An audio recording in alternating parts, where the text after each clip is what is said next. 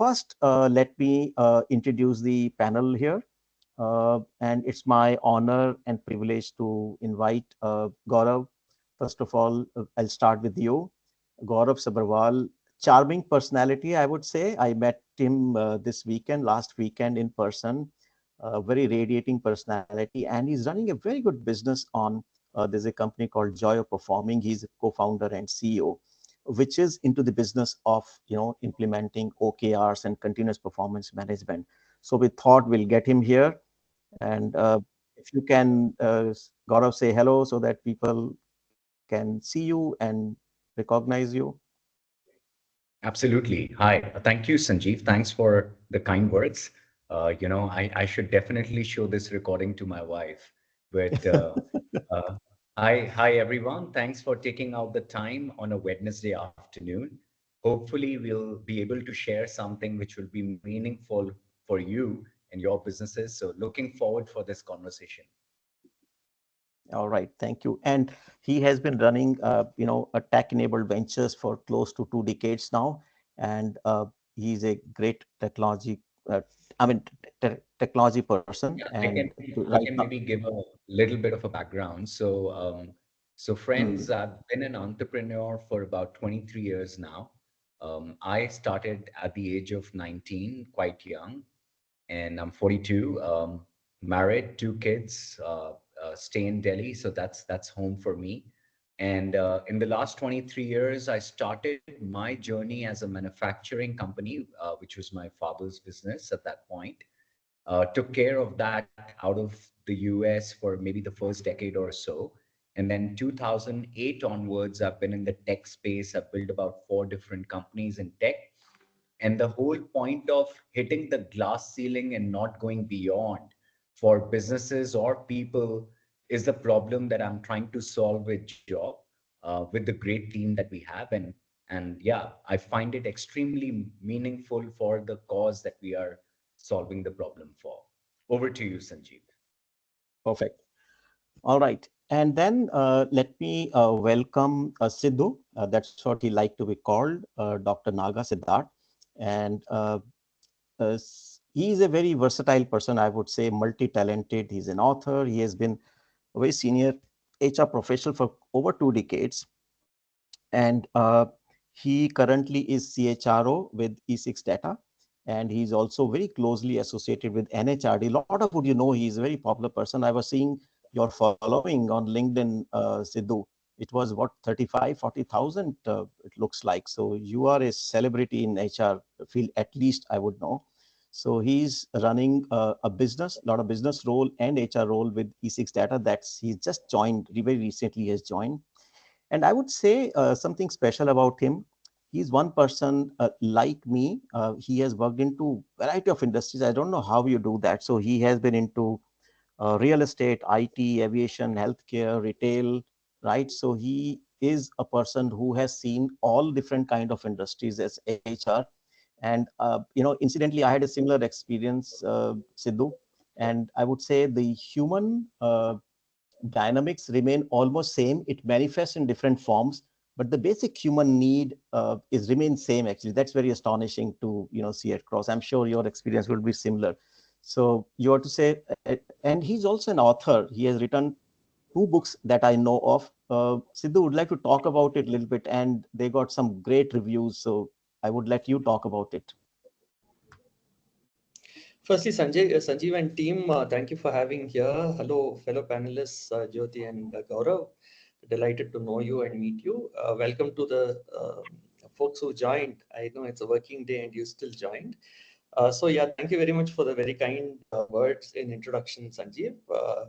Yeah, looking forward to learning on this, on this podcast. And yeah, I'm quite keenly interested in ensuring strategic HR, which means HR that drives business. And OKRs, I think, is one of the pivotal tools for that. So very excited to be here today. But if you could talk about the books that you have written, there is one on happiness at Yeah, workplace, one in on people management. So can you sure. maybe in just a minute quickly For share with sure. us? Would love to do that. So thanks for that. I've actually written 5 books, and the 6th one is Wow. on the way. So my first book was on HR analytics. So when I wrote it, there was very little. I mean, there was nothing that we knew about called OKR. So I had actually written something through the analytics route, which is called, which kind of talks about OKRs but doesn't actually call it OKRs because I didn't know they were called OKRs. So that was around HR analytics. Later books were around compensation. We actually put together a checklist for managers, people managers, right? So you have 3-4 days of training, and we end up giving feedback to the chef and the trainer. But then the person who's supposed to learn and change his behavior hardly gets any feedback. We put together a small little checklist like how it exists today. And my latest book was on being an awesome people leader. That Wow. was forwarded by Dr. Marshall Goldsmith, who called it, whose very kind words are there on that Wow. book. I I'm saw writing that. the That was amazing. That was amazing for him to write such great reviews. I'm sure the book would be great. I'm going to grab a copy and read it definitely. Thank you so much. I'll send you one, or I'll give you one when I meet you next. And my next book is around unlocking performance in organizations. And that's basically around my research on how engagement kind of falls short. 25 years in HR, and I've seen what engagement does to companies. So, or rather, doesn't do to companies. So, I've kind of figured out how do you go beyond engagement. So I would say one thing that's great. I don't know how you manage with your professional commitment, finding time to put your thoughts around in form of book and sharing that knowledge. Because at one point of time, I was doing a research in HR. I did up to a point, then I left it through academy. But I learned a lot, so no regrets. One thing that I realized, HR field needs a lot of research. People who are researchers, they don't have access to data because they're not working into the organizations. People like us professionals who have access to data and knowledge, workplace experiences, they don't have research mindset. So there are very few people like you who have the practical experience of the organizations of running HR or being in HR field and have research mindset. That combination is deadly. I think so. That's a great that you're, contributing. And so Jyoti, you are here. Thank you very much and welcome, Sidhu. Sir, welcome. So let me introduce our very senior member, a very respected person, Jyotirmoy Bose is his full name, but we call him Jyoti. That's very sweet and short. So Jyoti, I can go on. He's a huge experience, and it's really an honor to have him in the panel today. So Jyoti is, he's an IIT IM alumni, and he is has experience about close to 30 years plus actually, and working in different organizations in variety of business transformation role. And currently, he's a founder of Whitespace Consulting. He's based at Noida, and Gaurav is at Gurgaon, and Sidhu is at Bangalore. And Jyoti is a very interesting person. He does coaching, business transformation coaching, and he collaborates with MIT school. Actually, that's one of the very prestigious school. He goes as a maybe visiting faculty, and he does a lot of programs with them. So he's very, very versatile. He's also OKR certified, which is a small thing, but he has practical experience of running uh, business transformation through OKRs, and we are very, very lucky to have him today with us. So, sir, if you would like to add on to if I missed something, but and say hello No, to everyone who is here. no. Hello, everyone. I'm sorry I am late. I'm technologically challenged despite doing OKRs. So I'll not waste any time and we can get started. Hi, Jyotiji. Great to see you again. Yeah, hi, Gaurav. We should catch up separately also. Yeah. And so I'm speaking from Delhi today, but can I know, guys, I mean, those who have joined, can you put in the chat which city are you joining from? It'll be interesting to see where all we have people from all different cities. Put in the chat, and it'll be interesting to know where all we have our team coming from. So, oh, we have someone from Tokyo. All right, that's interesting.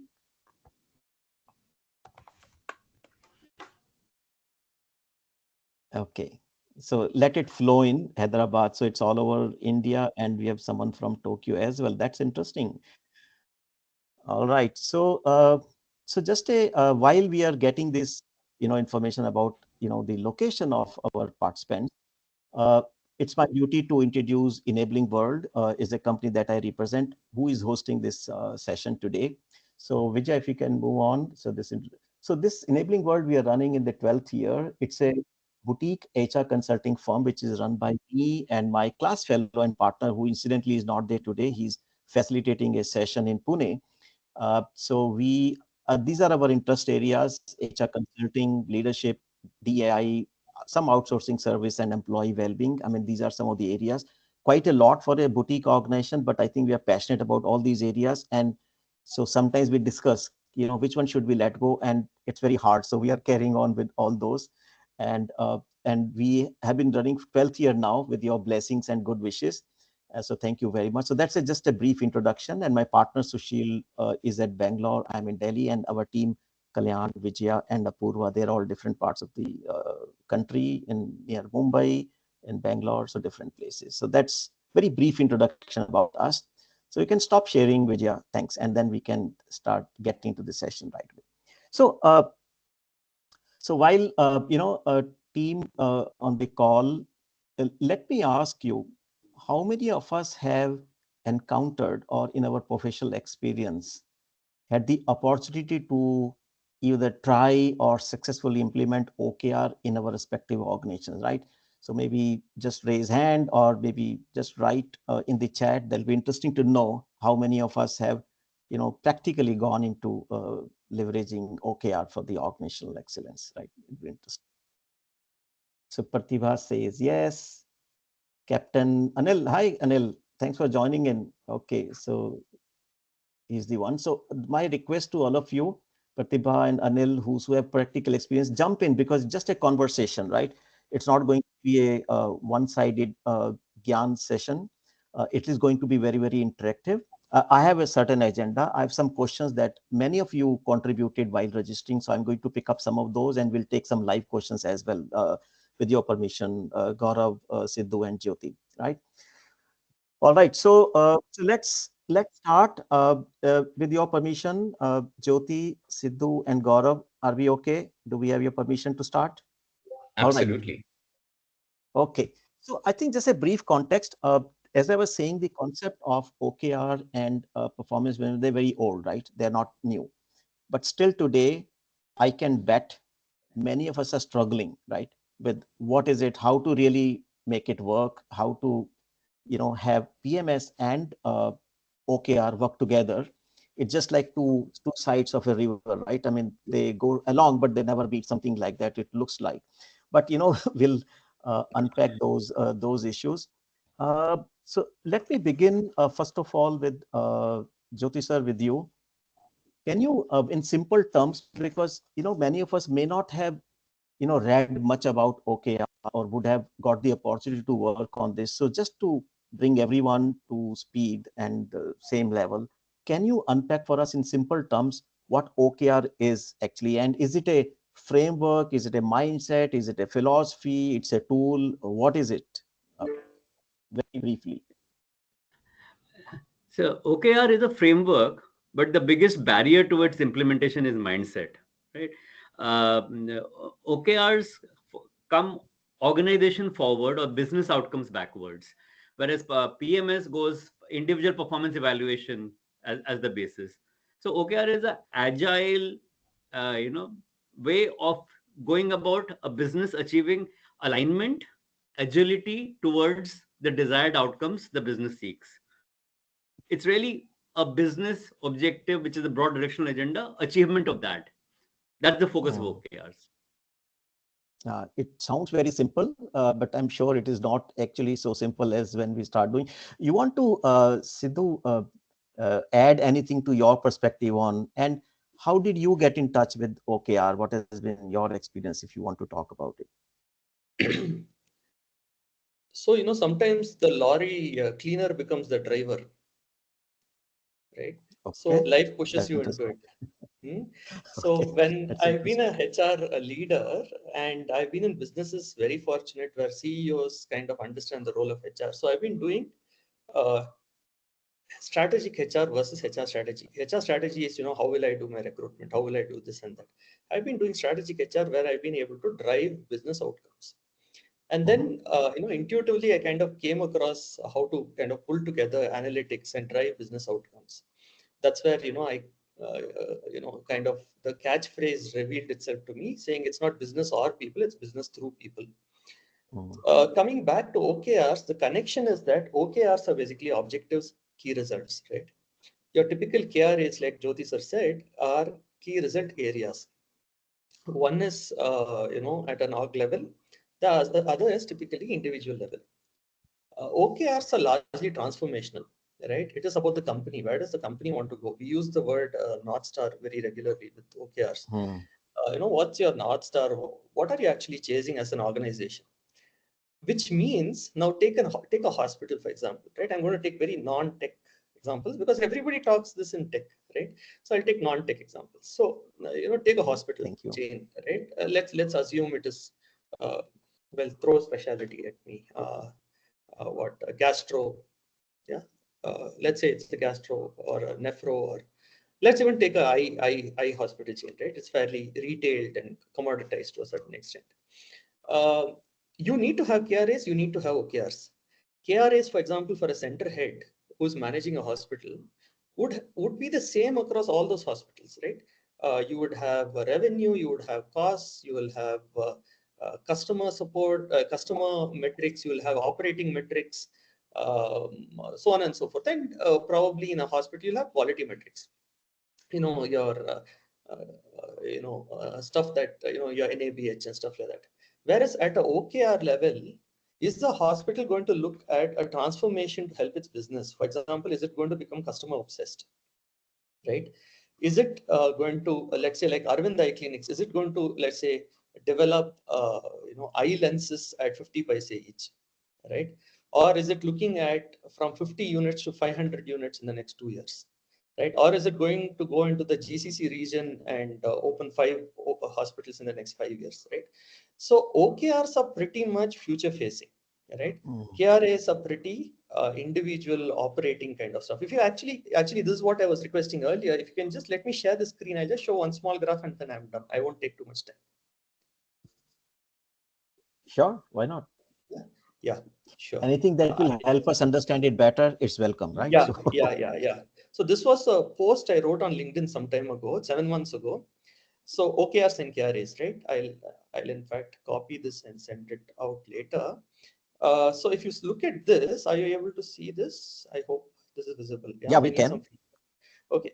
So if you look at leadership, mid-level employees and frontline employees, your KRAs are maximum at your frontline employees. Think call center, think, let's say a petrol pump associate, let's think a nurse, let's think a CSA in a retail, right? So KRAs are pretty much there. Now the mid-level folks are the ones who are pressurized the most, right? So they have an operating agenda, they have a transformational agenda, right? And right at the leadership level, I mean, unless, let's say, I need to just look at some metrics, top of the line metrics in recruitment or attrition or some of those boring stuff, yeah, I will do that. But the reason my company would have hired me is not to run that. It is to run my transformational agenda. So if you see the OKR, the graph here, this is going to take the maximum time and effort of the leadership team.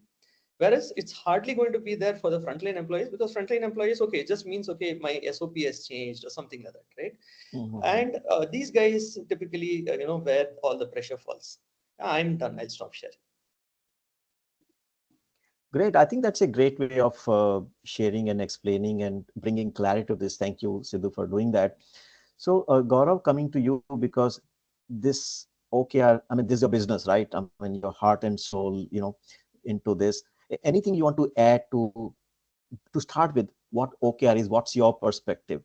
And I want to ask you, you are a tech person, right? Why did you choose OKR and performance management as your subject? Because you would have done a lot of research that the industry is struggling with. What was your reason of choosing this as a subject for your technology platform? I'm curious to know. Sure. So let me answer your first question first. I think Siddharth and Jyotiji has kind of defined the framework pretty well. So I'm not going to take too much time there, but just for simplicity, the way I look at it, that for any continuous performance management to happen, the way you want to look at it is that there is the first element, which is goal setting. As an organization, you need to know where you are going, right? And then once that goal or the North Star, as Siddharth also mentioned, is very clear, then how do you cascade it down to your teams, departments, geographies, and people, the frontline and the midline managers and the frontline executives, right? And how do you make sure that they are all aligned, so that people are working in one direction and not going into their silos and working in five different directions? Because you and I know, no matter how small or big the organization is, resources are always limited. We don't have unlimited resources. True, And with true. those limited resources, the momentum, the most optimized momentum only comes when there is transparency. People know where they are going. When there is alignment, there is priority or there is focus, and you're able to build that execution momentum as well, right? Now, these are some of the jargons or some of the things that all of you would have heard in one way or another. But OKR is the most simple framework, I would say, that gets all of these elements at one place and makes sense of it. Otherwise, you can do many different things and try to bring this in your organization as well. It just gets tough, because you're not able to kind of manage it all in one go. So that's the first element of it. The Mm-hmm. second element I would say is that think of it like, I'm going to go, let's say, meet Jyoti in Noida, right? And I start from Delhi and I have to go to Noida. Now, there are five different ways to get there. What is the Mm-hmm. best optimized way right now to get there as well? So you have to turn on your GPS, which is technology, to go get there as well, right? It kind of gives you the shortest way, least amount of traffic, the fastest way to you get there. So Correct. OKR as a framework does that for businesses and people. There are many ways that you can get to your business goals. It just kind of gives you a most optimized way, if done right, to get there faster in the most optimized way with the least amount of cost in order for you to achieve your goals. So that for me is the way I define OKR. Now, why did I get into it? I have co-founded and kind of worked with many different businesses in the past, and you tend to hit a glass ceiling, and this could be the glass ceiling because it's the leadership who can't think beyond. You can't align your people. It's no, you're just doing a lot of firefighting on a daily basis and not really strategic work. So a lot of things can happen, and that what got me interested in and looking beyond of what there is to solve for, so that we can break that glass ceiling and grow, right?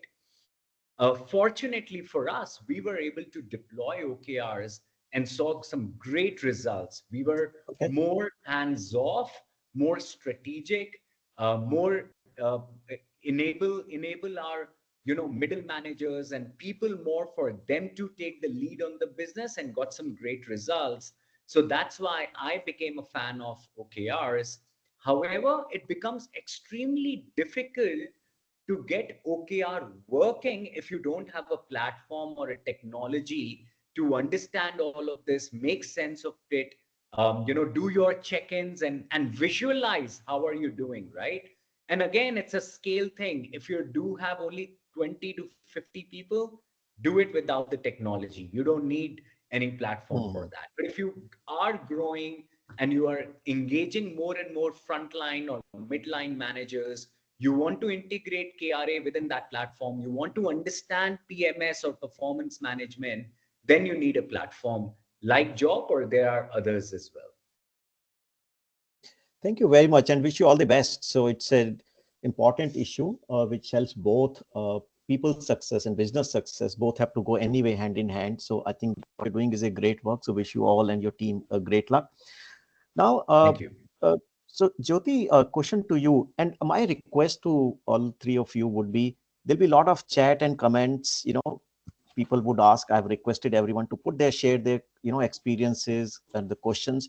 When you're not talking, feel free to respond to them in the chat, right? So that you know that parallel conversation goes on. So Jyoti, coming to you, how's today's focus will focus not purely on OKR, how to implement, etc. That's not the major focus today. Today's major focus is how do we have PMS and OKR work together? How can we make this as a winning combination? That's the real issue that we want to focus today on, right? And less on purely OKR, how to, implement it. So that anyway eventually would come.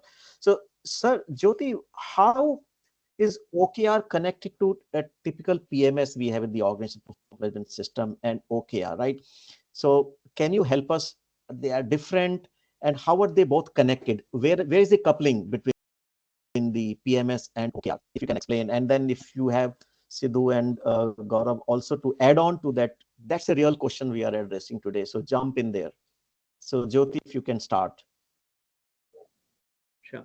Okay, thank you. I've also seen a question from Nabila on the side, which I'll answer after I've answered your question. So OKR and performance management system can complement each other beautifully, right? Because they look at different things, both of which are important. OKR has an organization or business lens, and PMS has an employee or performance lens of individuals, sometimes teams. So that's the fundamental diff. However, you need both. The organization needs business outcomes.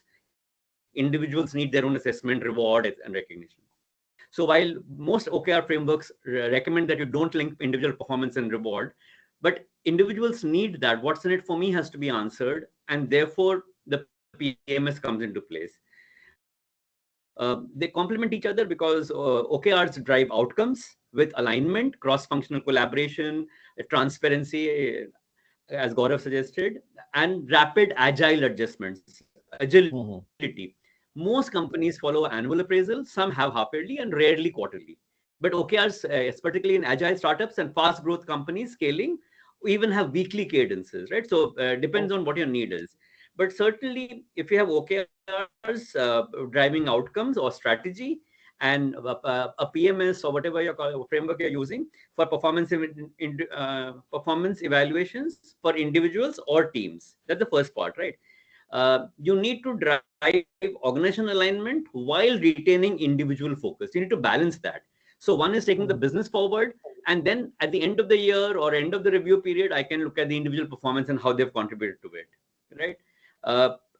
If we've done both, we bridge the gap between organization goals and employee evaluations by engaging and connecting a personal performance to strategic goals and aligning and course correcting in a more agile manner, right? If we don't do this, and if we drive PMS too much, we will often end up in a situation which in a hospital we say operation successful, patient dead.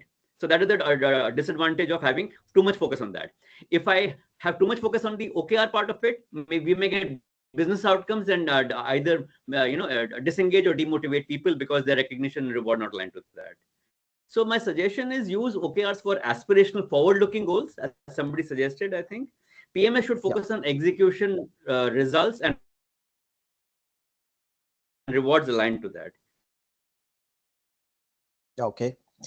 So it's and we need to ensure that the communication clearly establish this demarcation. Looks like it's some bandwidth issue. Yes, but I think Jyoti, we got most of what you're saying, that you have to have both of them together. Both have different focus, and you would need both.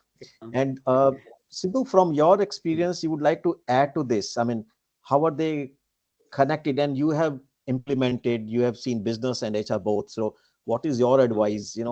Should we focus on one or both should be there? And how do we decouple? How do we couple them together? Right? Somewhere I was reading, say, OKR and PMS should be amicable divorce, right? I mean, they should be kept separately. Some people say, no, they should be put together. So what's your view?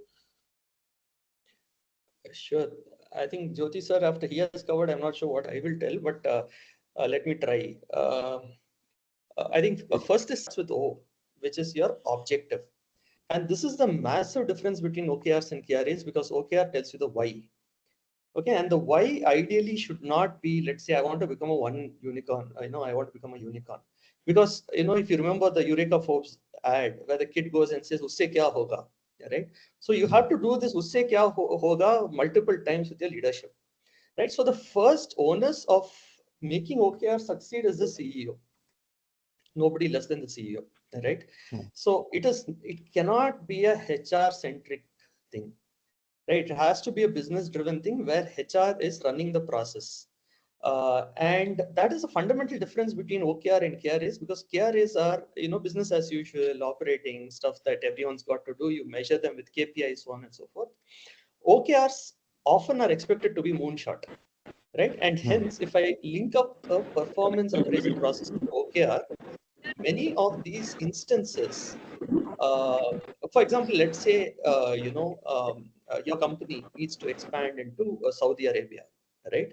Now, there is only so much that we know as of now, because we are taking a moonshot goal, right? What is controllable, however, let's say in terms of, you know, uh, milestones and so on, could be, let us say, number of people you reach out to in Saudi Arabia, maybe the closure of, how do you fly there regularly, etc.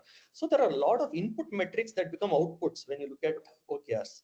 The final output might come multiple times, right? So my approach is, hey, make it business led, right? There is a cycle to it. There is a cycle time. Don't be in a hurry, right? It cannot be my need as a HR head that sub OKR karo, right? I can say sub KRA karo because, well, the increment and all that depends on it. OKR, the hunger and the pain has to come from the business, right? Only when somebody suddenly gets a bad looking executive health checkup, they start walking the next day morning, right? So let either the hunger be there or the pain be there. Till then, don't try. And there are some sensitive places, right? So there are companies where I can't use the word OKR because people get repulsed, right? So I have to either call it goals or the company chase or whatever else it is. Finally, OKR hi karte hain, right? But like a good sales guy, you got to kind of sell your product to the customer where the customer likes to eat the food, right? Versus this is how I'll make the food. You better eat it. So All Sigma right. thoughts, how can both of them exist? Of course they can, they should, but it takes a maturity cycle. It takes time, 12 to 18 months. A lot of skill will drill, right? Skill with the consultant, will of the leadership, drill of the entire team. If all the three are there, you're through. That's very interesting the way you put up, and put it in the chat, so that I must make sure that I make a note of this. That's very interesting way you have explained this. And Jyoti, there were some couple of comments, in between. I want to stop and just address some of them. One was from Nabila about the mindset change, right? How do you do? And David, my friend, he's writing that how's agility is different, right? OKR and PMS, right? Both need to be agile. Is there a difference in the way both are agile? So would you like to and give any short answer to those before we move forward?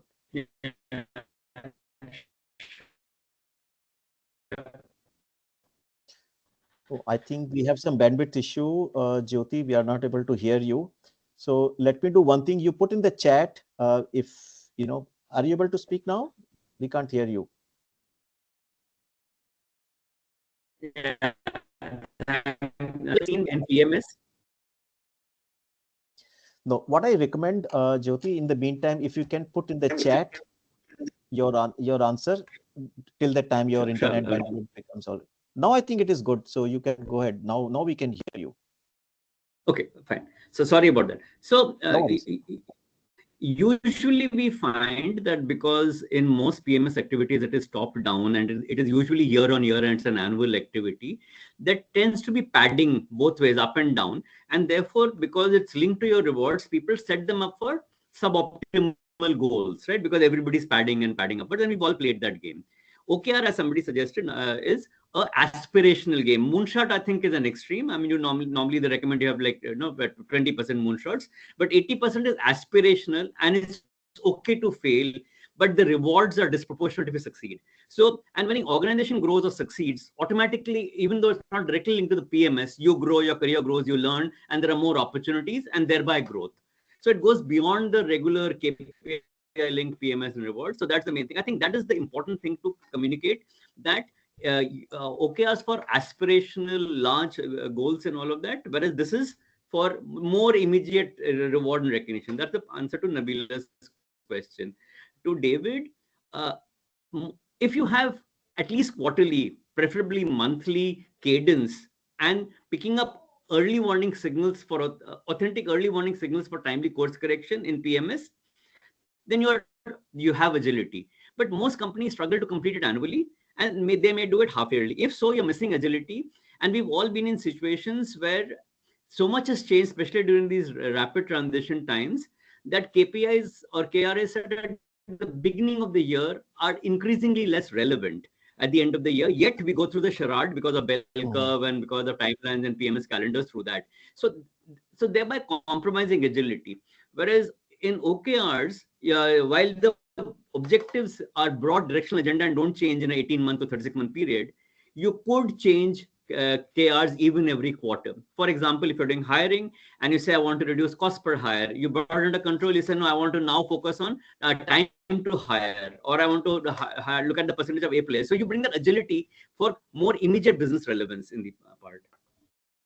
All right. So Pramod is thanks Pramod Solanki for contributing here.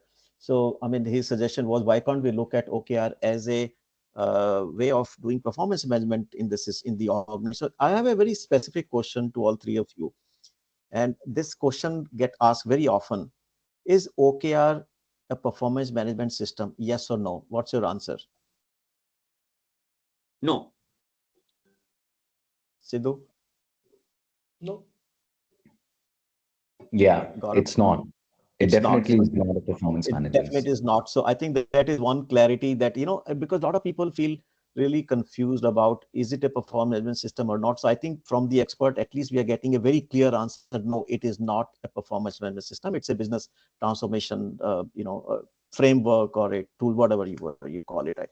Now, Gaurav, coming to you and keep contributing to the chat. I mean, three of you, whenever you get time, in between. Gaurav, coming to you, who should be driving OKR in the organization? Now comes to the next question, because is it business head, CEO, or business operations head, or strategy head, or HR head? Who should drive this? Whose baby is Yeah, this? I think Siddharth touched upon it that no matter who drives it, it has to be led from the CEO's office, right? So the founder CEO or the business head needs to have a buy-in that yes, there is a need, either hunger or a pain, and they need to solve for it. And thus, it is very important that it comes from the top. Now, once the leadership has decided that yes, that is a framework that they're going to follow in the organization and work with, then there can be people who can be champions, who can be strategic champions, and they can come from any of the space in the company. They don't need to be from HR.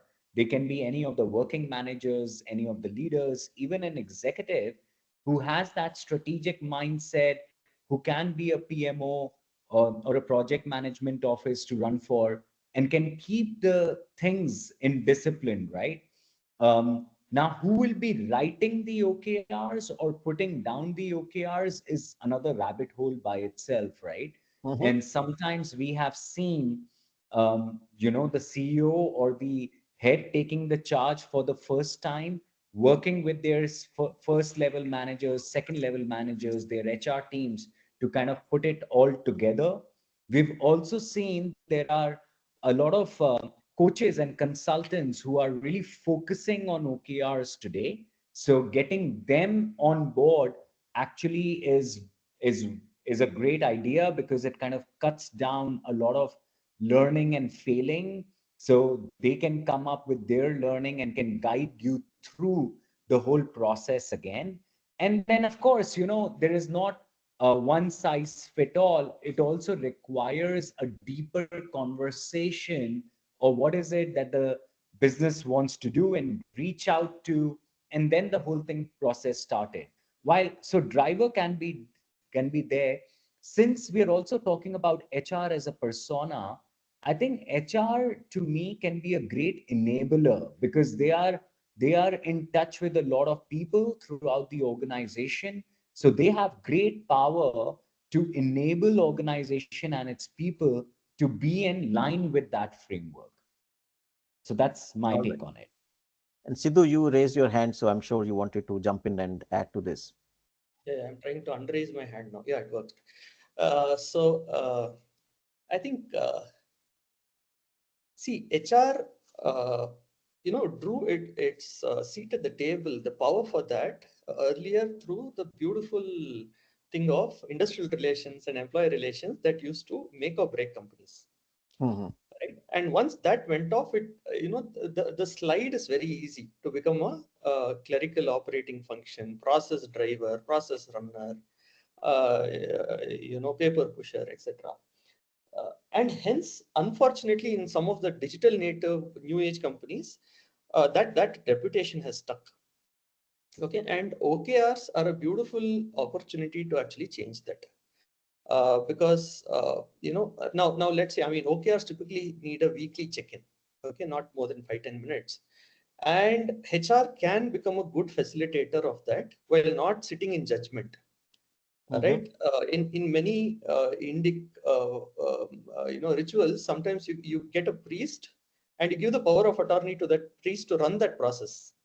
Right, similarly the CEO sits in in control, figuring out issues, etc., while HR actually runs the process for him. Right, pure process facilitator, and that actually helps sometimes ask tougher questions. Getting Mm-hmm. an external person, see, there are two sides to getting an external consultant, right? um, Much like coaches, right? I think, and that depends on the intense integrity level of the external consultant. If the external consultant is the types who's trying to extend their own existence and do some BD over there, the dangerous situation, right? The effectiveness goes down. Whereas if the external consultant is the type who says, just like our age-old OD folks who said, I'll come train the system and get out. Even after that, if you want me, you won't get me. Right? I think those kind of consultants are the best, because they come in, they train your systems, they ensure dependency is less, they get things done, they build the credibility, hand it over to HR and move on. Right? So multiple points there, multiplexed into one response. All right. And Jyoti, there are some comments, very interesting dialogue going on actually parallel in the chat, right? And someone, Jay, I think has put a comment that, to requesting some examples is why not OKR results should be not be considered for PMS appraisals, since it's an aspirational goal, requires an effort from the employees, and why should it not become a part of the performance management system, right? So that's a question which is being raised by Jay. Thanks, Jay, for raising this. So, Jyoti would like to take a stab at that, if you can hear us. Okay. So, Gaurav, would you like to take a stab at that in the meantime? Sure. So, because there are many questions out there, what exactly do you want me to take a stab at, So the Sanjiv? question is asked by Jay.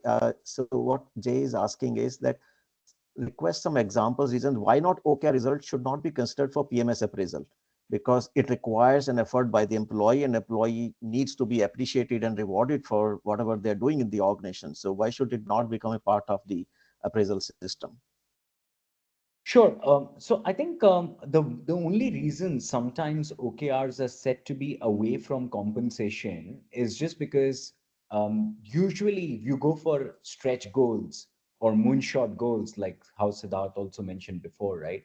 So when you are going to go for stretch goals or moonshot goals, you're really going to set the bar high when you're doing your goal setting. So now if you're going in for compensation, to be kind of connected or linked to the OKRs, then people are going to be very defensive or not so optimistic while they are setting their goals, right? They want to be realistic in their goal setting so that their compensation doesn't get affected. So that's one element of it. Mhm. However, there can be ways and means to go beyond it. It also, but however, the second side of the coin is that since people are asked to work on this, why doesn't it get linked to their compensation? Because it should, reasonably it should, right? So the way to manage it is that you can have allocation of stretch versus committed goals. Those committed goals are something that you can link the compensation to, and stretch goals are something that you can avoid or may not give as much of a weightage that you give to your committed goals too. So that is one way to look at it, right? The other way to look at it is that you can make it a part of your reviews or your performance understanding. You may want to isolate that from appraisals or compensation. Again, people think PMS and appraisal and compensation are the same thing. Like how OKRs and PMS are different, performance management and compensation are also very different. So if you understand the differences there, you will be much more able to manage this, in a very distinct, best way that it kind of solves its purpose for. Perfect. I think, and we will talk about it a little more, because I think as HR professional, this is one question that is there in our mind, that the OKR objectives, they are moonshot. It requires huge effort by the entire organization, right? As a team, right? And how do we appreciate? Because the human dynamics works in a way that we will do something that will be appreciated for or rewarded for, right? And if we want to delink, the objectives of OKR with compensation, then sometimes how will we inspire people to work on that? So it's a question that will take different views from audience, from our participant also, and from panelists here also. So, Jyoti sir, I mean, can I ask you, and then Sidhu, I will come to you also on this typical question on Yeah. how do we reward Yeah. effort that people are making in OKR? How do we reward them? Monetary, non-monetary, how do we inspire them? That's the question. So let me take a shot at that. Right? See, even when the question is being asked by Jay, he's saying that for PMS appraisal, right? So PMS appraisal, almost by definition, is an annual affair, and then you can link it to regular KPIs and all of that, which is the system, right? OKRs are aspirational, and there is no guarantee you'll achieve them, right? So you have these aspirational goals, and in case they are achieved, then you will get some kind of recognition, growth, even reward, but it is usually post facto. It could be ESOPs, it could be a performance or project completion bonus, or any of those things. It need not be part of a annual bell curve performance bonus program. So that's first part, right? The other question, if I may quickly Why, take that from if I David. can ask, you, Jyoti, why should it not be? I mean, what's the harm? Suppose we link, your OKR with your salary, Yeah. that the salary increase, So if it is linked okay. to that, why it should not be linked? Often, no, I don't know how. The usual struggle year on year is that salary bills go up, incentives and increments go up, but market share or some fundamentals are not in line, right? So they don't. The main thing that OKR solves for is a lot of the challenges that a PMS has is around interfunctional, interdepartmental, siloed behavior. Cross-functional linkages get compromised. So you end up in a situation with operations successful, patient dead, right? OKR solves for that, which is what most business leaders want to solve for. And as and when it's solved, there will be, in a war, you can't say that if I lose the war, what is my reward, right? You have to win the war, right? When you win the war, and there may be casualties along the way, and we won't win all wars, but when we win, then there is a lot of opportunity and reward. That's really So what you're saying is that in OKR, failing is not a fireable offense, right? I mean, you won't get fired because you failed, right? I mean, so sometimes, Yeah. so that's one I want reason. to add another thing about life cycles. Usually in rapid growth organizations, the focus is outside on the customer, on the market, on the environment, and therefore OKRs is the better way to go. If the company is, mature, declining, saturating, the tendency is to navel gaze and look inward, and PMSs tend to dominate. So it also depends on where you are. It is also possible in a large organization, one part is a high growth business where OKRs may work, and another part is maturing or declined business where you may want to stay with the. Also, people are less ambitious and aspirational. You're taking different aspiration and levels as well. So good point. So Sidhu, if you want to add to this, and that the question here is again that what is the pros and cons of linking compensation, or the what typically as we understand in the organization with OKR, because there's a pros and cons both. What is your view, and why?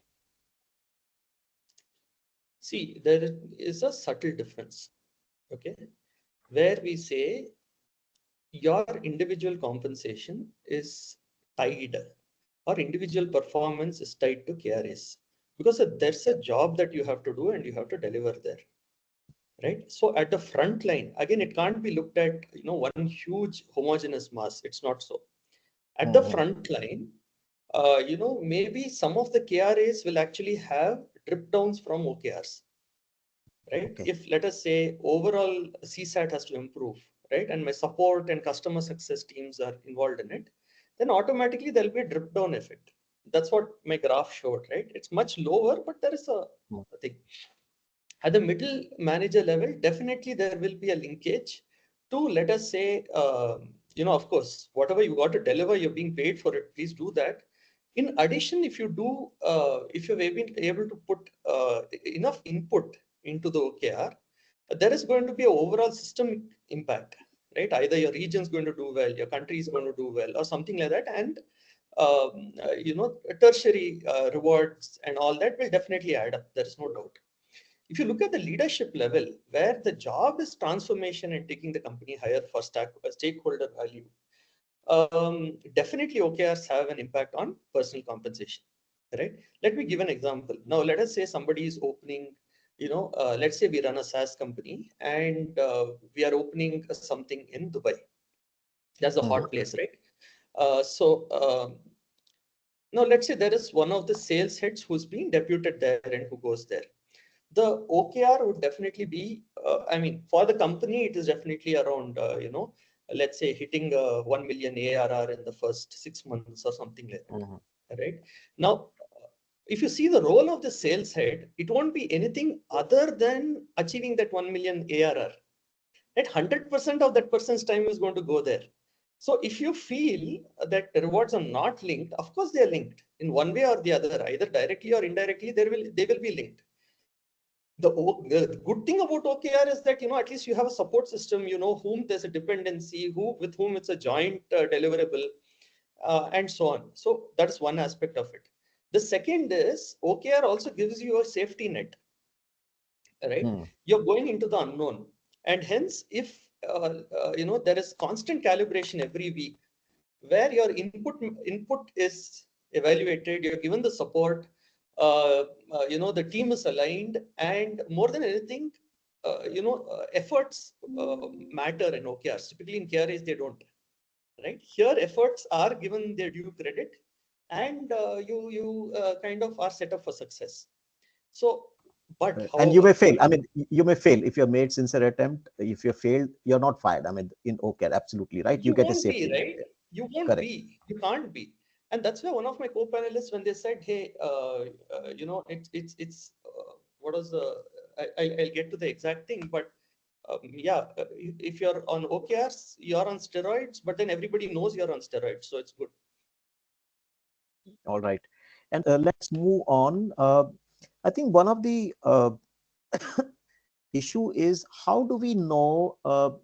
And the topic today is PMS and OKR, right? That's the debate going on, right? How do we marry them together, right?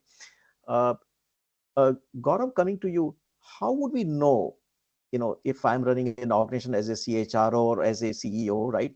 And I have both PMS and OKR running together, right? Now, we understand there needs to be harmony amongst the both, right? We need to keep them at some distance, but there has to be alignment and harmony between the both. How would I know as CEO that I think both systems are well aligned and there's a harmony amongst them? Are there some indicators, red flags? How would I know? Can you help us with that? Yeah. So I think the one way that we've been able to solve for it and working with many organizations today is go beyond just reviews on PMS. So not just looking at those 6 monthly or an annual review, but a quarterly check-in, which kind of then adds up to an annual review, because the more continuous it is, the more kind of gaps you will be able to figure out well in course of time and then solve for it as you go along, right? The also another way to keep it continuous is having those, let's say, one-on-one or 360 feedback, which kind of gives you a pulse of what is really happening in the organization, different department teams, because you can also get a burnout the bad thing about stretch goals is that you're really pushing as an organization too much, that sometimes it can lead to burnout and actually get demotivating for organization or people as well if they are not used to that kind of a culture. So you also need to build those muscles. Like you go to the gym, you don't start bench pressing 100 kgs the first day, right? You kind of Right. get Build yourself it. out there. So I think you have to, it's a leader's responsibility to get them to that stage where they are heavy lifting the weight and still are not really getting injured, right? So I think that's the one-on-one 360 timely feedback. And then last not the least, how are you doing your IDPs or your PIPs, or the individual development plans for the people, so that when you are tying up the OKRs for PMS, your real job is to really understand that what is the gap, the skill gap, the competence gap, the gap in the team, that they are not able to reach to those goals, right? Now, if you just state the gap, it's not good enough. Then you need to have the journey forward. Then how are you really helping the people to bridge that gap? So going into the next quarter, the next year, how are they going to get to those goals as well? So there are ways and means to do it. It's unfortunately there is no silver bullet, but if you do the right steps at the right time, the chances of you being successful are much higher. Simpler answer, All right. I will try. Okay, Gaurav Yep. has given a technical answer. Okay, and it's He's a post technical lunch. person. So I'll try a mischievous answer. See, your touch points with middle managers, uh, if they are suffering, nose is crinkled, eyebrows are all mashed up, and they're cribbing and going too much for sutta breaks, your OKRs are not aligned to KRS. Okay, because the pressure actually falls on the middle managers. Hmm. Okay, so having decent touch points there will tell you very clearly. See, if middle managers come to me and tell me that, hey, this OKR thing has actually helped reduce my pain, right? Hmm. Because number one, it's inspiring. Number two, it's aligning. Number three, joint action is possible. Number four, uh, KRS, we are able to tweak KRS. Everybody knows why they're doing what they're doing. Then your systems are aligned. Okay, but again, a caveat, we shouldn't start with OKR saying, I will align KRS to this. No, please don't do that. Hmm. Right? So the middle manager is like the canary in the cage. People used to take a canary in the cage into a tunnel, in the mining tunnels. And when it started choking, they knew, okay, the air quality is bad. So as long as your middle managers give you that signal and you're able to pick it up, the OKRs are fine. That's a great example. That's a great example. And Jyoti, you raised hand. You wanted to add to that, Jyoti? No, I just put part was 4. I wasn't sure if I'll get a turn, so I put my comments in the chat. Answer your question. All right. All right. Now, can I take request all of you to give one personal example, right? And maybe take 2-3 minutes to share, how did you implement? I mean, it can be long answer, but maybe take 2-3 minutes. Take one real example that you have encountered in your life, which kind of encourages, inspires all of us that, okay, this is how it was done and what was the learning. So take just 2-3 minutes, 4 minutes maximum, because we have a few more questions to cover. And Jyoti, let's begin, Gaurav, with you, because you're running this as a business, and in your earlier experiences, give us one, you know, example, shining star that you have in Sure. your memory. Yeah, I'll give you a very real life example, right? So we are going into many different geographies, and last year we decided to go into the US quite aggressively, right? Now, again, going a SaaS product company or even a services company for that matter, going into a new geography is like really a big thing or a big project to do, which has multiple goals to set up, multiple people to collaborate and work together and make it successful. Needs a lot of people to be aligned towards that goal as well, right? So we created an OKR just around that. So which was very clear understanding of what is it that we would like to achieve in year 2024 in the US as a geography. Then we figured what is the competition that we would like to do in order for us to understand what is it on the ground looks like. You know, what are the different features, benefits on the product side would be required. What are the go-to-market strategies that we would have, both digital as well as offline, in order for us to make it happen? What is the Okay. kind of businesses we will go for? What are the size of businesses go for? And so on and so forth, right? Once we put that 130,000 feet plan view together, we used OKRs then to create some of the 3 or 5 main objectives that we would like to achieve, and not having department wise but business wise what Organization made wise. sense for the first 4 quarters, and then breaking them down into different quarters, and who are the teams which are going to collaborate on each objective for us to get there faster. Now, we could have done that without OKRs as well, but one of the beautiful things that happened with OKRs was that before we were even entering into the year, we had a very good plan put together. People know what they are accountable for, what they are responsible for, and what are the resource missing that they need to kind of do heavy lifting on or add on to the resources. Then with All right. very frequent check-ins, they were able to see what is working and what is not working. So that kind of gave them lead indicators, then just lag indicators in the OKR language, and they could pivot very quick. So if something wasn't working in a month or 45 days, they had the opportunity to pivot before the quarter end or the 6 month end or the year end, for them to double down on things that was working, and to get away from things which were not. Again, resources are limited. The first So and the foremost thing is to make that decision choice. What is the priority, where the focus of those resources were? And it got us reasonable good success for us. So I think those are some of the real life example. Again, one size doesn't fit all. Every business is at different stage. Every organization has a different maturity, but this is one thing that I could think of. So, Gaurav, if I have to ask you, if you were to do it again, what was one learning in the whole process that you had that, if someone like many of us would like to start OKR in their organization, what is one learning that you had in this entire process of taking a business to the US and using OKR? What was one big learning? Yeah, one big learning for me was that, usually we as CEO or founders are in the driving seat, right? So we go and set the goals and tell the people that this is what we are doing. And I think this is not the best way of goal setting.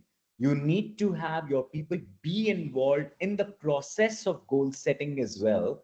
Because if they are Okay. if they are a part of it and they can understand it from there on, a lot of buy-in happens, and a lot of things that you want to drive and not are able to because of bandwidth or issues that come on day-to-day basis, you will see that evaporating, because people are so smart that once they have a buy-in and they have a framework like OKRs, they'll figure their own failures and successes and double down themselves. You don't need to drive in the organization there.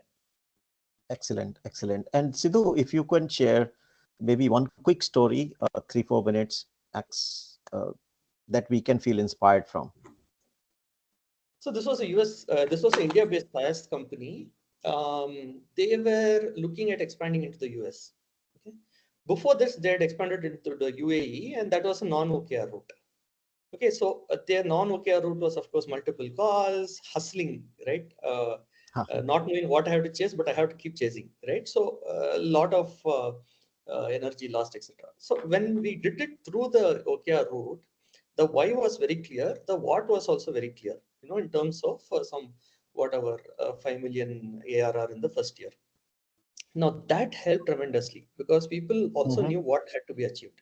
So in addition, see, this is also part of the unlocking potential piece that I'm talking about, right? How do you get performance from every level of your company? OKRs will help you do that. So on one hand, the traditional thing of chasing sales guys, onboarding them, etc., was happening. Parallelly, one of the founders started reaching out to other similar companies in the US, generally to figure out what's happening there, right?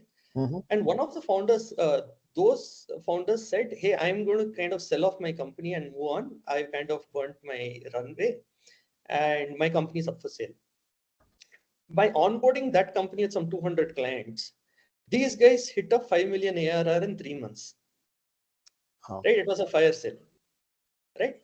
Now, what happened is, if the OKR had not been there, this 5 million thing in 12 months, whatever, would have been one of the many things in the constellation of the mind. Having that very clearly, I mean, the human mind works very well if you give it one direction, right? It's counterproductive, of course, in the human element, right? Because people sometimes become too obsessed with tasks and create collateral damage at the workplace. But from the OKR performance point of view, it's an amazing tool to give the direction and clarity, right? So a company which would have otherwise organically built and suffered for 2 years to go to even 3 million ARR, overnight in 3 months, they finished it, right? So what was one learning in the whole episode? Again, your example was similar to Gaurav. We're trying to go to US, so that seems to be the trend with Trump coming in. But what was one learning if you have to articulate in this experience, Sidhu? one of the learnings was I actually pushed the founders. I said before, I mean, this was already, we had done it for 6 quarters. This was the 7th quarter. But I told the founders, this time we will not run OKRs till I get a North Star document. Enough of calibration, getting clarity, product market fit, all that is fine. Now, please give me 1-page document because all HODs are confused, right? Sometimes you have to push back. So Correct. they actually locked themselves in for every evening for 2 weeks. Okay, and came with a 5-page document on what was the North Star. From that North Star, it was actually kind of a meta objective, right? Where's the company going? Where do we want to go? And so on. From there, the OKRs came in. So I think having that North Star document is key. That's a very good input. That's a good learning. Thanks for sharing. So Jyoti, if we can hear you now, let me see if your line is better. Can you hear us? Yeah. I can hear you, yeah. Jyoti. So Can you hear Jyoti, me? would you like to share? Yes, hear we me? can hear you now. Yes, Yeah. we can. So can you share one quick example of, any personal experience of, running OKR successfully in any organization, and what was the learning? So in maybe 2-3 minutes, if you can share an example, that'd be great.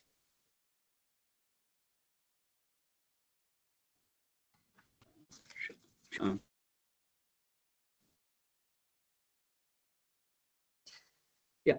So, this was for an e-commerce company which started in during in around summer of 2020, and and the founders and the investors were keen that we begin with OKR from day one. So we did that, and we did few things. The first thing was that for the top 8-10 people, we said that there is no performance management. There is just achievements of the earth, and every quarter they would focus on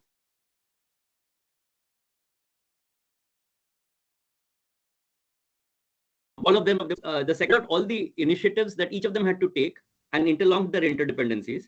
What was very helpful was that we had peer accountability. So every week in that weekly cadence, there was naming, shaming, and faming of the people, and holding each other accountable. My word is my bond, I think, was very helpful. That led to a lot of agile course correction. And as Gaurav said, we were able to move from post-mortem or biopsy to from autopsy to biopsy. And we had time for course correction. And in 18 months, they were valued at 320 million. And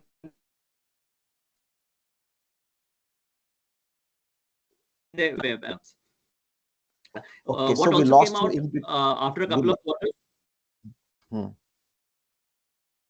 Sorry. What also came up was something came up by the end of quarter 2, that we needed to build in for every weekly review, voice of customer, voice of data, and voice of employee into the review into the weekly review. That was very helpful. That also forced some honesty amongst the group. All right. So thank you. I think so. What you're saying is the peer accountability really that drove the, in open naming and shaming, sometimes that puts a peer pressure for people to work. I mean, generally people should be inspired to work on this rather than putting pressure on. But sometimes, these small nudges, it really helps you, because as a peer, you're working together. Among the Absolutely. leaders, yeah. Among the leaders, it is the top, Yeah. top people, right? Now, And forcing a weekly discipline of okay. Now, one of the questions which I got from participant was that, OKR, what typically is a success rate, right? And, that, I mean, say 100 people try, how many people typically, in your experience, they succeed in implementing it successfully? And what are the typical common issues, challenges that we get into? So, Gaurav, if you can start from your, because you're doing for many, many clients besides doing for yourself, what generally is your impression? Yeah, I mean, there is a big list of it, but I think the three or five main things I would say is um, So first of all, Gaurav, sorry to interrupt you. What is the success rate? I mean, for us to know, for example, what the trend has been, what does research say that if 100 people try, only 5 succeed, I mean, or 50 succeed? What's your impression? yeah, in my view, I think it's anything between 50 to 70% who are able to succeed. And for me, success is outcome, not just implementing the framework. Hmm. OKR is the whole outcome driven, right? So are you able to get to that business outcome or not? And I've seen about 50 to 70% success ratio there, It's which not is bad. quite It's high. not bad. I mean, It's not bad. It's not bad. Okay. yeah, which is Then quite high. But what are in top two, order for three you, issues that you were saying when I right. interrupted you? What are the top two, three issues? Yeah, I think one thing is that doing it right in the first place, which is not making OKRs just as your KRAs, and thinking that this is going to transform your business or really going to get you to business goals. So I think that is the first element. And for doing it right, my suggestion would be to get external help for people who really know what they're doing. It saves you a lot of time and effort and and money, because the whole benefit of doing it is enormous, right? So I think that's one thing. Second thing, in my view, is um, aligning your people with it. So not just putting it out there and saying that now this is a silver bullet and people will follow and magic will happen. So it's again a lot of time to be spent with the people, not just the framework, but really aligning the people. Spend that time. Leadership needs to spend that time if they want to make it work. Third, having some champions be there and identifying those champions right at the start, setting their accountability, responsibility of what they need to drive in the organization. I think those champions need to be identified and worked with. And lastly, having a technology platform, just because to make it a discipline in the organization and understand where the gaps are so that you could fill those gaps up. Because your initial excitement will only take you so far. If you don't have the discipline for it, if you don't have the technology for it, then it becomes very difficult to scale and make it sustainable. Yeah, and then lastly, introspect and react on it. Learn from those mistakes. Don't make it a people problem. If it is, it's a process problem. So not beat people down, but understand where the gaps in the process are, motivate, enable your people, and learn from those mistakes, and kind of go into the next quarter um, better than what you were in the last quarter with. So I think So you those have are a the few process things. of retrospective after each cycle, each quarter cycle, whatever your cycle is, and idea is to take the learnings out of it and implement those learnings into the next that's what, typically as you do in design thinking, similarly in OKR, you have a retrospective and you learn from that, right? That's exactly how you're doing.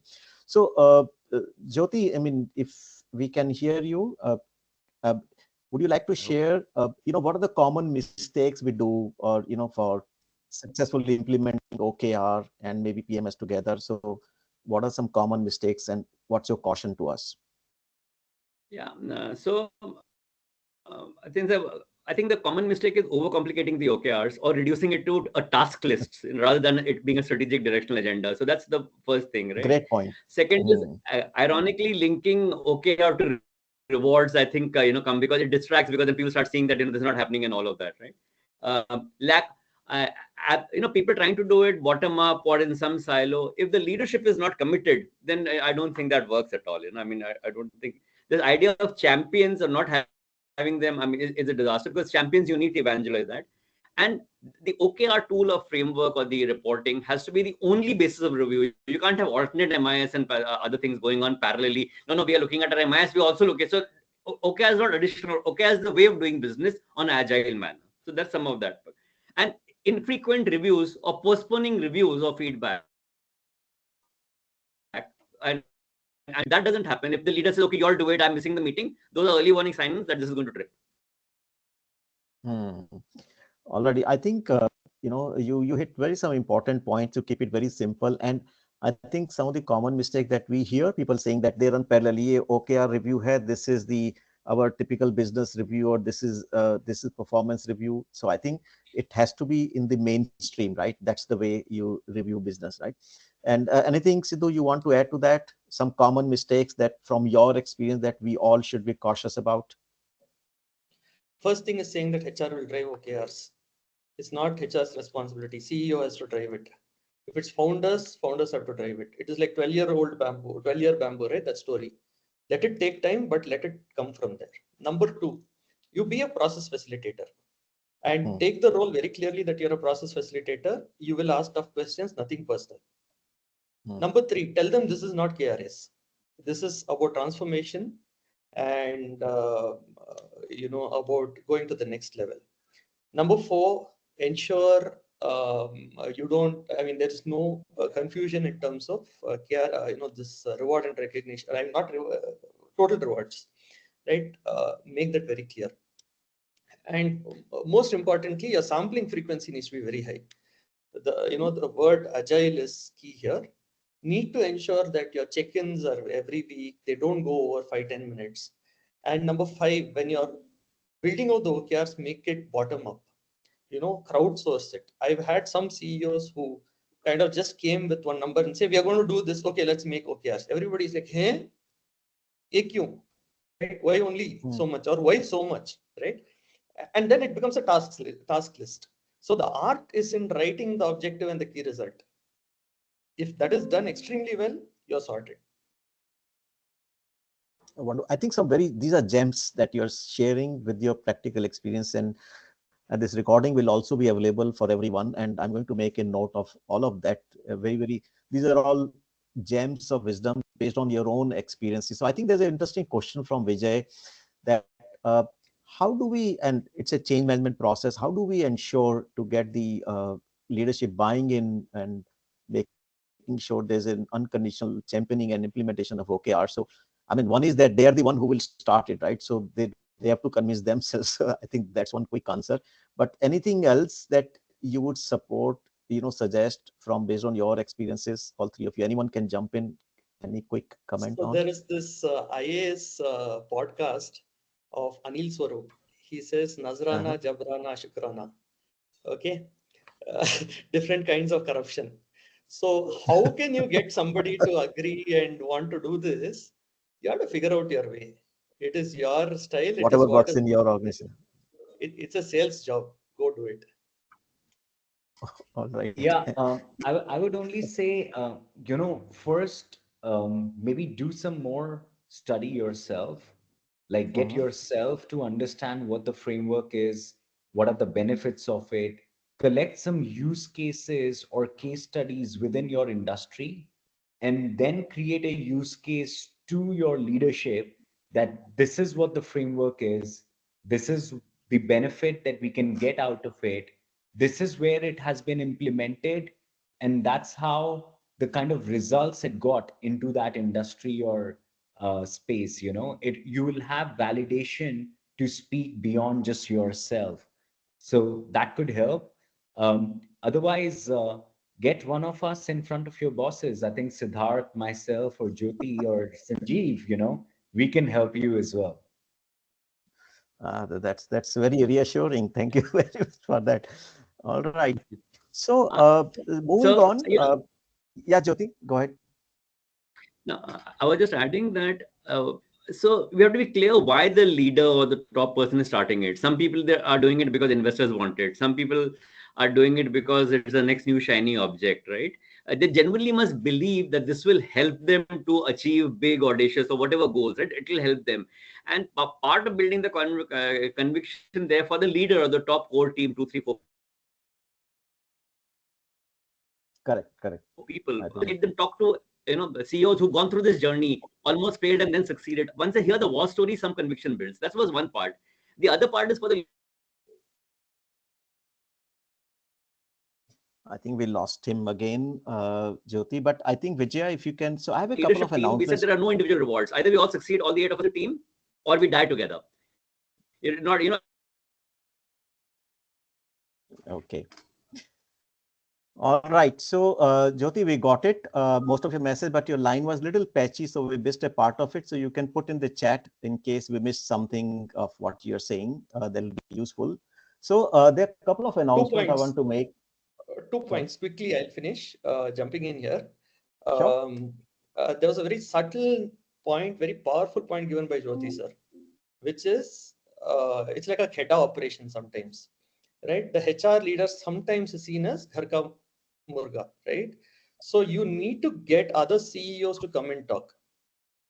Okay, so the same thing which is told by somebody else, you will get it as an executive order saying go implement OKRs. They're like, dude, I've been telling you for the last 12 months. Okay, but then you don't tell that. You tell him later after another 12 months.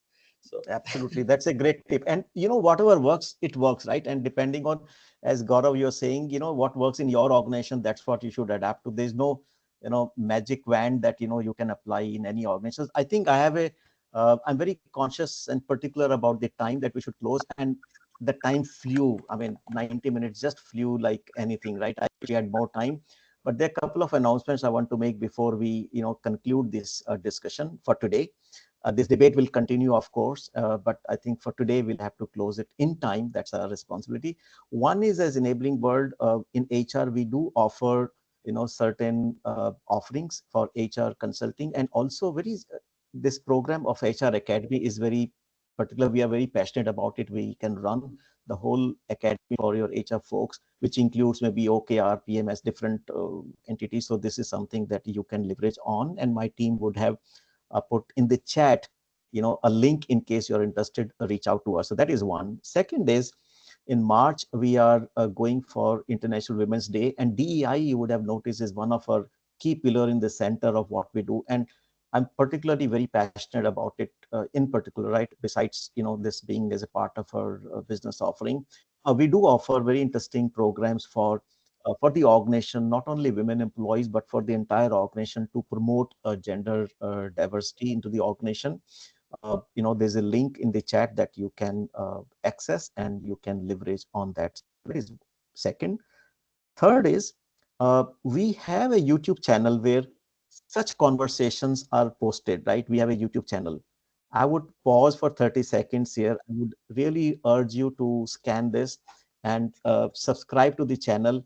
I can tell you there are a lot of industry leaders like Jyoti, Siddharth, Naga here, or Sidhu and Gaurav. We have 30 plus such sessions on different topics, on employee well-being, on diversity, on HR, on business. You can benefit from them. So if you can scan this QR code and subscribe to the channel, you have free access to all those material. And I'll tell you, some of them are really, really gems, really gems. We have also tried to move on with the way new generation works. So we have created a podcast channel for us on Spotify and different platform, but Spotify is the key one that we are promoting.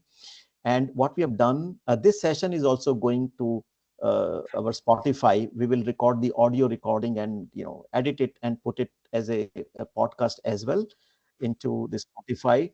You can scan this channel, the spot on Spotify or podcast channel. This is called HR Buzz with 3Z, right? That's a distinction. So, so you listen to that. All our such conversations are recorded there, and you can subscribe. We'll be very happy to see your comments and your encouragement around that. So I think these are some quick announcements we wanted to make. And then at the end, there'll be a quick poll, for all of you to give a rating on how did you find this conversation today. That will help us to know how we are doing, and it will help us to realign the way we are running these conversations. So we are close to the time, so it's time to say thanks to Jyoti sir, you for coming. Your line was a little patchy, but we still got maximum of what you're saying, and it was really, really insightful. Your experience, and especially your practical experiences of how to, what not to do, right, to make it successful. That was amazing, and thank you very much, sir. Sidhu, I mean, I really like the way you put up things. It becomes very interesting, and you say a very serious message in a very humorous way. So keep up with that style, because these are serious businesses that we don't need to be grumpy to, to handle those. So thanks for bringing that, smiles and joy in discussing this serious subject. And wish luck for your books as well. And Gaurav, thank you so much for coming and sharing your personal experiences, and the very fact that you're running this as a business, you are committed, right? Be doing hazard things, and OKR could be one of them. For you, this is the bread and butter and life, right? So you're fully committed to this cause.